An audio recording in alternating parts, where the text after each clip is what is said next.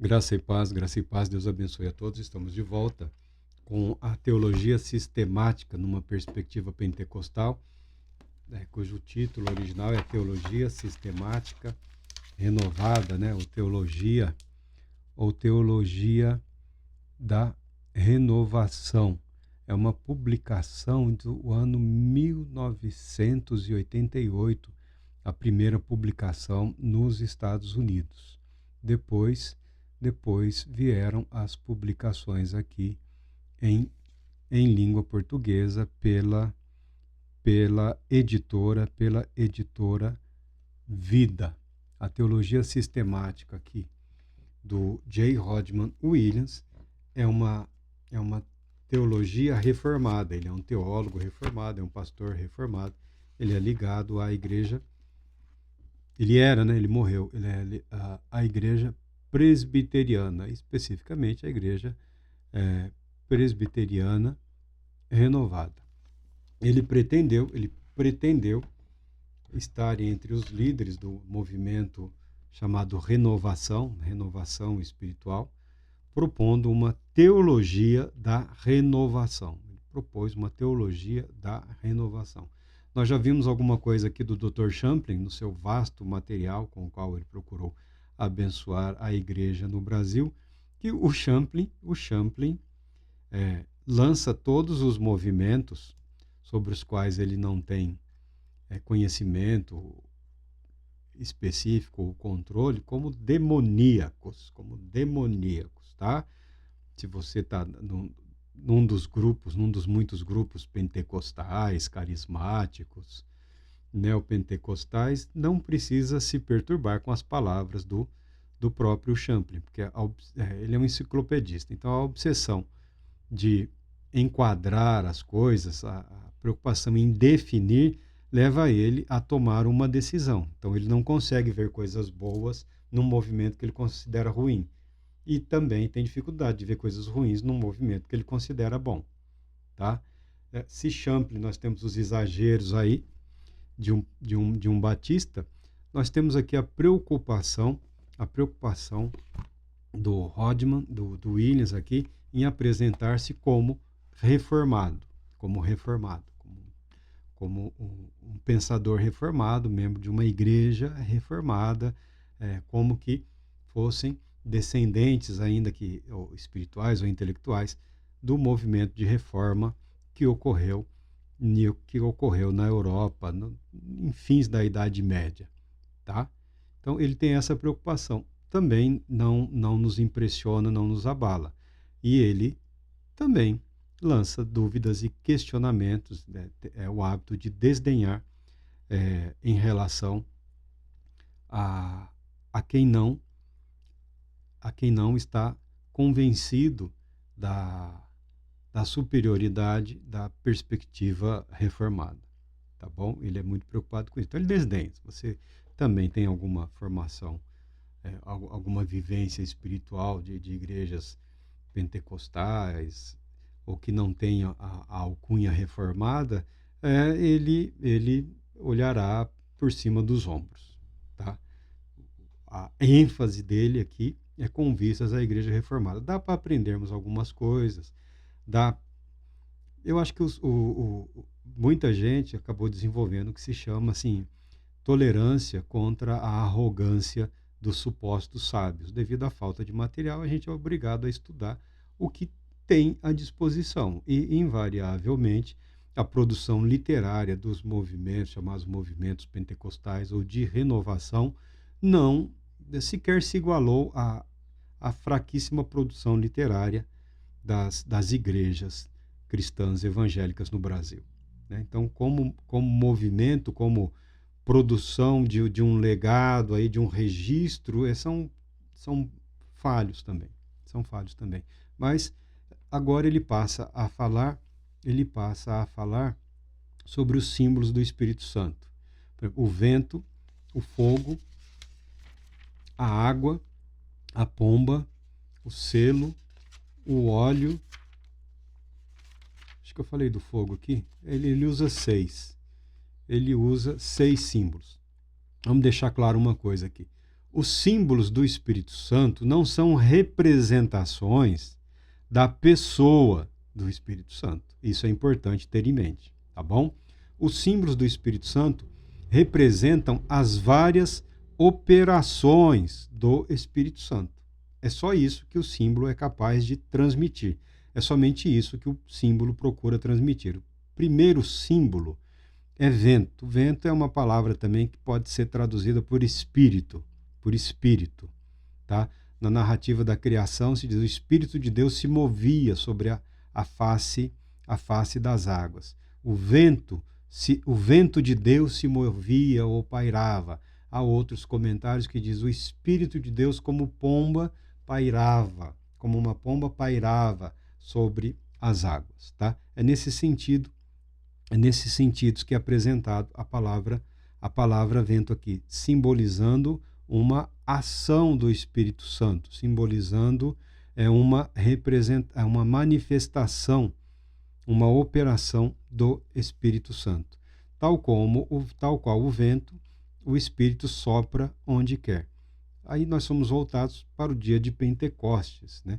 Há outros textos significativos na Bíblia, mas no dia de Pentecostes ouviu-se um forte vento. Ouviu-se, foi apenas o som, só o som, tá? Não teve ventania, foi só o som de um forte vento que chamou a atenção das pessoas.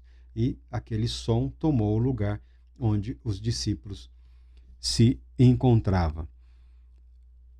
Essa é a apresentação do vento do Espírito Santo. O vento ou fôlego é uma figura de linguagem vívida que descreve o Espírito de Deus como uma força móvel e um tipo de energia divina.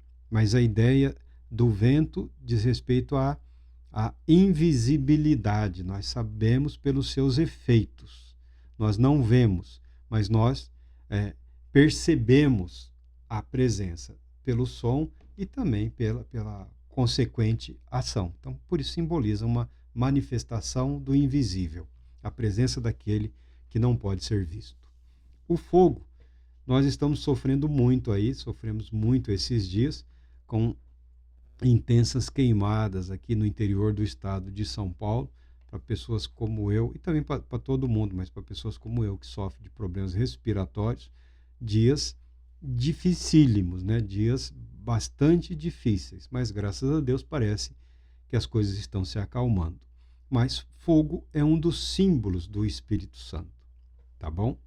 Inclusive os cristãos foram acusados pelo imperador romano de terem ateado fogo na cidade, de terem iniciado um fogo lá, porque os cristãos acreditavam e acreditam na renovação da terra pelo fogo, como que pelo fogo, tá? Mas o fogo, na escritura e em muitas literaturas, ele está relacionado à renovação. Não somente à destruição, ao consumo de algo pelo poder das chamas. O fogo está relacionado ao seu poder de renovação ou purificação. É nesse sentido que alguns pensam, alguns concordam que determinadas queimadas em determinados ambientes, quando ocorrem naturalmente, elas, apesar da destruição aparente, elas acabam proporcionando a renovação daquele ambiente, daquele habitat, tá bom? Eu não estou defendendo queimar nada. Eu estou dizendo que o fogo está relacionado à renovação, à purificação. Ele é um símbolo. Nós não adoramos o fogo. Nós não cultuamos o fogo, a chama, nada disso, tá bom? Nós reconhecemos que o fogo é um dos símbolos, tanto que foi dito, ele os batizará com o Espírito Santo e com fogo. Com o Espírito Santo e fogo. É com o Espírito Santo e com o Espírito Santo, mas denotando que a atuação do Espírito Santo tem o caráter purificador ou renovador, tá? O restaurador daquela vida, daquele ser, daquele ministério. Queimará a palha com fogo que nunca se apaga, tá? Fala aqui já da condenação eterna. Quando o Senhor tiver lavado a impureza das mulheres de Sião e tiver limpado por meio de um espírito de julgamento e de um espírito de fogo. O espírito ou espírito de fogo provavelmente simboliza o Espírito de Deus no seu papel de fogo purificador do mal, tá? Nesse sentido que a Bíblia apresenta o fogo que consome, aquele que purifica é aquele que destrói o mal. O fogo, o calor da chama é utilizado também pelos ourives, né, para separar o metal precioso da escória. O ouro e a prata são purificados com o uso do fogo, que separa a escória do metal precioso. No dia de Pentecostes também foi visto sobre a cabeça de cada um dos discípulos lá, como que uma língua de fogo, né? Nós chamaríamos de uma chama, né? Como que uma língua de fogo. Não havia fogo nenhum sobre eles. Foi visto como que uma chama, como que uma língua de fogo, tá? Não tinha fogo nenhum. A cabeça de ninguém estava em chamas naquele dia. E ele vos batizará com o Espírito Santo e com fogo. O fogo na boca e na língua consumiria a palha e tornaria a salvação possível, como o Evangelho havia proclamado. Desta maneira, o Espírito Santo e o fogo estão íntima e vividamente e vitalmente relacionados. É um símbolo do poder purificador, renovador do Espírito Santo. Tá bom? Não confunda. Se tiver algum doido aí falando de fogo, chama a polícia. Chama a polícia para saber o que está se passando na cabeça do indivíduo. Tá? A água. Outro símbolo notável do Espírito Santo é a água corrente. Se alguém tem sede, venha a mim e beba. Quem crer em mim, como diz a Escritura, do seu interior fluirão rios de água viva. Ele estava se referindo ao Espírito Santo. Sem água não há vida. Sem água não há vida. Nos ambientes desérticos, há escassez de água e há, consequentemente, escassez de vida. As civilizações, as grandes cidades, as grandes economias, os grandes impérios são edificados sempre junto ou próximo a fontes de água, de muita água, porque sem água não há vida. Por isso o Espírito Santo é simbolizado na forma de água, porque ele é o que vivifica, o que dá vida às nossas vidas. Tá bom? A efusão natural da água numa terra sedenta e seca corresponde à efusão espiritual do Espírito de Deus. É uma passagem que tenta ser aqui meio que poética, né? A que se traçar um paralelo, esse paralelo aí entre o poder regenerador, ou vivificador da água na terra, junto às plantas e a nós também, e a atuação do Espírito Santo, que é dupla, concedendo vida a todas as vidas e renovando espiritualmente as vidas daqueles que creem. A pomba. Esse é um símbolo que permanece, esse é um símbolo que tem continuidade, é um dos mais utilizados em relação ao Espírito Santo. Obviamente, voltado para a paz, tá? Tem essa conotação, tem essa característica aqui. Tá? Ele faz uma referência ao Talmud babilônico, Gênesis 1:2, não é traduzido, ele é expresso assim: o Espírito de Deus, como uma pomba, planava sobre a face das águas, né? Apresenta aqui também o símbolo, usa o Talmud. Nunca li o Talmud, é uma obra muito grande, extensa, vasta, dá um bom trabalho para ler aquilo tudo, sendo que boa parte do Talmud não diz respeito aos nossos anseios espirituais, diz respeito a uma série de outros regramentos lá. Mas já existe o Talmud babilônico em língua portuguesa também. Você pode adquirir, comprar, estudar, ler, vasculhar. Não sei se tem ferramentas, deve ter ferramentas na internet disponibilizando também materiais do Talmud. Tá bom? O Espírito Santo desceu sobre ele em forma corpórea como pomba. Não foi uma pomba que desceu sobre Jesus durante ou após o batismo dele por João Batista. Não foi uma pomba. Foi o Espírito Santo em forma corpórea como uma pomba, lembrando uma pomba, tá? O agente pacificador.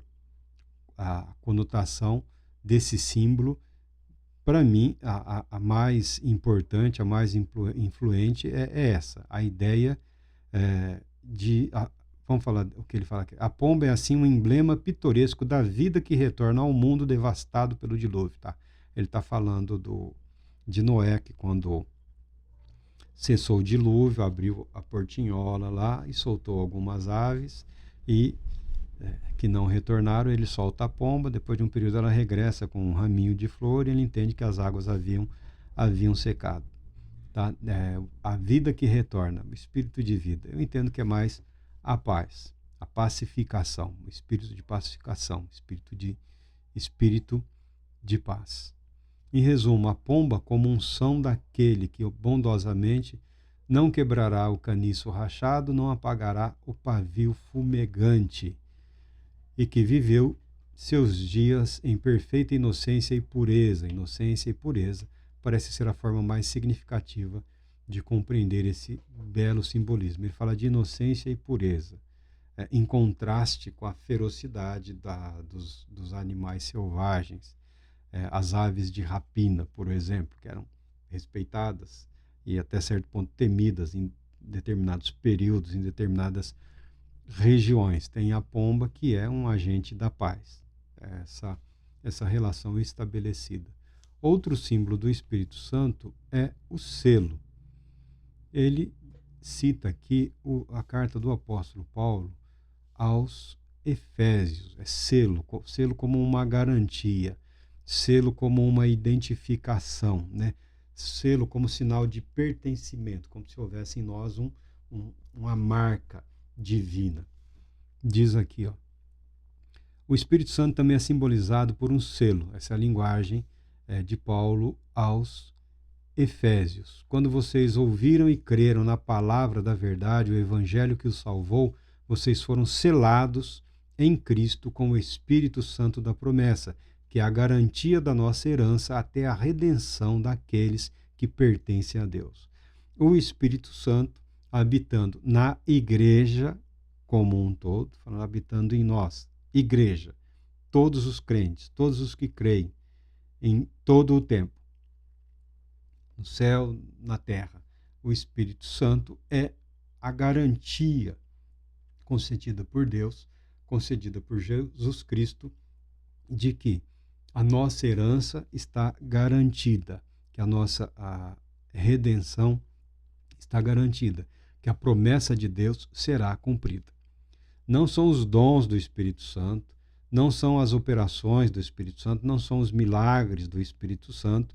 Na verdade, o Espírito de vida e ressurreição, que dá vida ao corpo de Cristo, que é a igreja, que é o selo, que é simbolizado pelo selo, como garantia de que pertencemos a Deus, guardados pela fé em Cristo Jesus. Tá?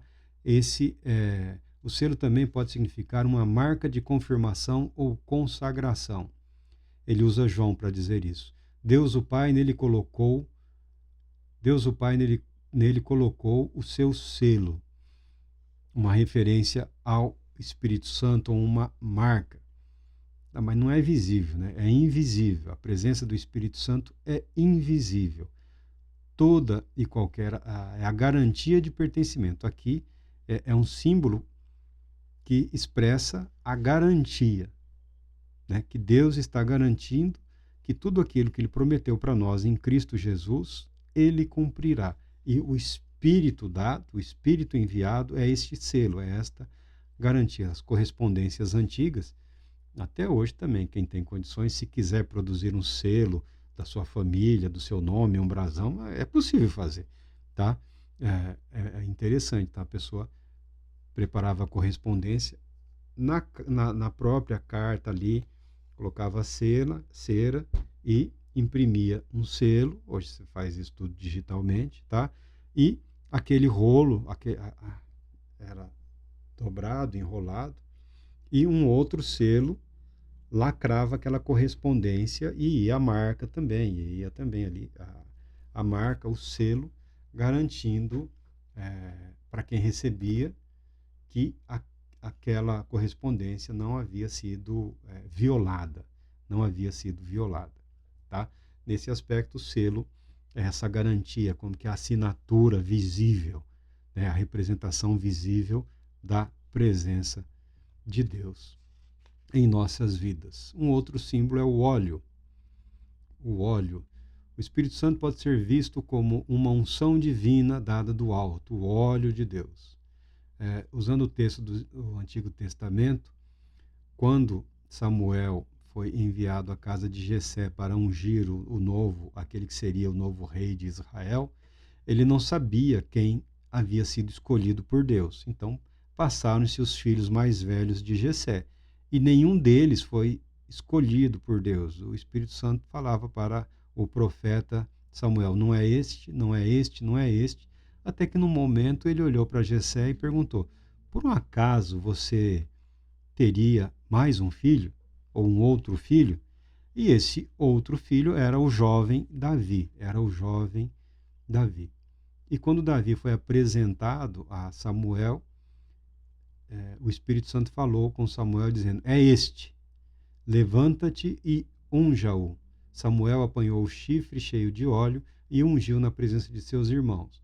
E a partir daquele dia, o Espírito do Senhor apoderou-se de Davi. Esse óleo da unção, como o óleo, o azeite que escorre pelas barbas de Arão, é um símbolo da proteção, é um símbolo da presença do Espírito Santo, garantindo a eficiência daquele ministério. E na sua carta em 1 João, João escreve: vocês têm a unção que procede do Santo. Ele complementa: a unção que vós recebeste dele, fica em vós. A sua unção vos ensina todas as coisas. É uma referência ao Espírito Santo. O Espírito Santo que ensina todas as coisas. Há alguns que dizem que não há necessidade de estudar a Bíblia, não há necessidade de se dedicar ao estudo da palavra de Deus, você não precisa estudar teologia, você não precisa estudar... Tem gente que acha que não precisa estudar nada no que diz respeito à sua vida cristã e espiritual. Aí você fala para ele: o que você faz? Eu sou advogado. E o que precisa para ser advogado? Ele vai dizer: você precisa estudar, você precisa fazer a faculdade, você precisa prestar o concurso da ordem, porque no Brasil só quem pertence à ordem pode advogar. Você passar 5 anos numa universidade, seja ela qual for, a melhor ou a pior, não lhe dá o direito de advogar. No Brasil é assim. Só depois de estudar, pagar, ralar, aí você tem que pagar de novo e ingressar numa tal de Ordem dos Advogados do Brasil, tá? Que te dá o direito de atuar aí em 2 ou 3 estados da federação. Principalmente um ou dois, e se precisar ir para outro lugar, você vai ter algum trabalho, né? Não é nem todo o Brasil, a Ordem é dos Advogados do Brasil, mas você tem liberdade para atuar em determinadas áreas do território nacional. É claro que, dependendo da necessidade, pode expandir para outros lugares, tá? Mas o advogado, ele pertence a um estado ou 2 da federação, tá? Nesse aspecto, o Espírito Santo aqui, ele é um símbolo da unção. O óleo é um símbolo da unção, da capacitação. Deus garantindo que o Espírito dele estará guardando, protegendo, conduzindo, capacitando aquele indivíduo, aquela vida. Nesse sentido, os símbolos do Espírito Santo dizem respeito não necessariamente sobre a vida do cristão. Os símbolos do Espírito Santo dizem respeito à atuação, às operações do Espírito Santo na igreja ou através da igreja, tá?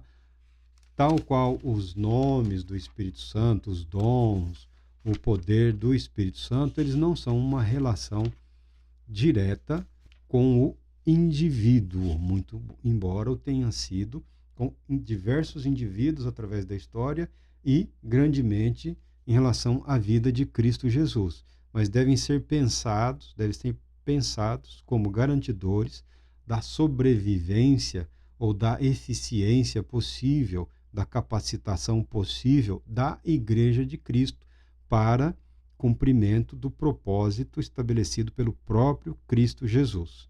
Aí levantam-se os contestadores, mas a igreja, mas não, por isso que não existe só uma igreja, né? E por isso nem todos os cristãos estão no mesmo momento da sua vida, das suas atividades, da sua maturidade. Como tem aqueles que estão ali iniciando os primeiros passos na fé, existem aqueles que já estão se preparando para a partida, para desencarnar, para encontrar-se com o Senhor Jesus Cristo. Tá? Então, nós temos os jovens, temos os imaturos, os inconsequentes, os que não querem saber de muita coisa, mas querem ir para o céu, e tem aqueles que já falam, vivi, muito obrigado, meu Deus, porque até aqui o Senhor me guiou, me guardou, e agora já estão se preparando para a partida. Que Deus abençoe os que ficam, mas o que eu quero mesmo é estar com Cristo. Então, uma compreensão mais clara de todo o potencial do Espírito Santo pode ser entendido quando relacionado ao corpo de Cristo, à igreja, não limitando ao indivíduo. Porque quando se limita ao indivíduo, você tem o individualismo, que é o culto a si mesmo, né? O sujeito se acha. O Espírito de Deus se move em mim. E ele acredita, às vezes, que o Espírito de Deus está nele mesmo. A pessoa tem essa visão, que é equivocada. O Espírito Santo habita na igreja, habitando, vivificando o corpo de Cristo, ou seja, todos aqueles que creem, tá bom? Há alguns ministérios específicos, algumas pessoas especificamente levantadas por Deus com um propósito único, mas deve-se tomar cuidado. Você vê que alguns doutores aí não têm pudores em apresentar aqui e acolá a obra do Espírito Santo como uma possessão. Não é, nunca foi uma possessão, tá bom? Em alguns momentos é algo que parece ir muito além da capacidade daquele indivíduo, mas se você considerar as circunstâncias em que o Espírito de Deus se manifestou naquela vida, você verá que a tragédia era algo imensa. Somente a fé em Deus, somente a atuação do próprio Deus pelo seu Espírito poderia e pôde garantir que a palavra de Deus se mantivesse viva, que o amor a Deus, que o temor a Deus, a reverência e o cuidado no viver em conformidade com a vontade de Deus se perpetuassem. Assim, eu não vejo grande diferença da atuação do Espírito Santo na criação do universo, da humanidade, na vida dos profetas, na vida de Cristo Jesus e na vida da igreja e na vida de todas as pessoas comuns. É o mesmo Espírito Santo e poderoso que atua de forma santa e poderosa com o objetivo de conduzir a humanidade, o homem, o próprio Cristo a tudo aquilo que foi proposto por Deus. Pode haver diferenças em relação ao objetivo específico, ao objetivo prático e imediato daquela capacitação do Espírito Santo na vida da pessoa. Mas o Espírito Santo não agia menos intensamente nos tempos do Antigo Testamento do que agora, tá? E ele não age de forma menos intensa e poderosa agora do que agiu nos dias de Cristo, ou nos dias dos apóstolos, ou nos dias dos profetas. O que pode haver, e invariavelmente há, é uma não compreensão por parte do indivíduo ou nossa do propósito da ação ou atuação do Espírito Santo nas nossas vidas ou em outras vidas, para o momento em que estamos vivendo. O espírito é o mesmo, ele não se enfraqueceu, ele não mudou, ele não foi corrompido, ele não pode ser corrompido. O poder dele não é aumentado, não é ampliado, é o mesmo poder. Ele não se enfraquece, na verdade, ele se entristece. Aí, quando falarmos da pessoa do Espírito Santo, a natureza do Espírito Santo, nós vamos entrar nesse aspecto aqui, que muitas vezes nós acabamos por entristecer o Espírito de Deus. Assim, nós falamos sobre os símbolos do Espírito Santo, que simbolizam as operações do Espírito Santo, tá? Que simbolizam as operações do Espírito Santo. Deus Todo-Poderoso te abençoe, te proteja e te conceda paz, muita paz.